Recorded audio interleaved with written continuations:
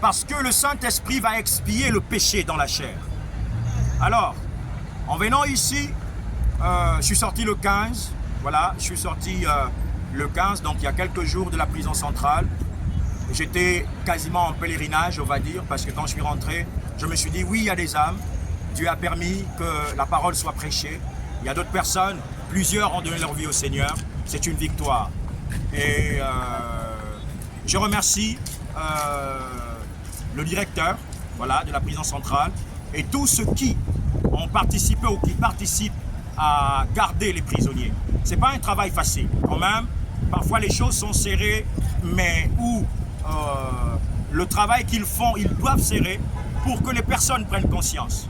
Le peuple d'Israël dans Exode, Dieu voyait la souffrance du peuple. Mais quand le cri était monté, alors Dieu s'est élevé. Dieu ne se lèvera jamais à cause de la souffrance, mais à cause du cri. Quand les peuples crient, quand les peuples se rassemblent et prient, alors Dieu se lève. Il est dit que si mon peuple sur qui est évoqué mon nom, il s'humilie, prie, cherche ma face, je l'exorcerai, se détourne de ses mauvaises voies. La première chose, c'est d'abord de se détourner de ses mauvaises voies. Alors, Église, l'événement de 2025 sur l'infusion du Saint-Esprit est déjà arrivé. Le Seigneur va dire à la femme samaritaine, l'heure vient, elle est déjà venue. Certainement, vous pensez que ça ne va pas arriver. Il y aura l'infusion du Saint-Esprit.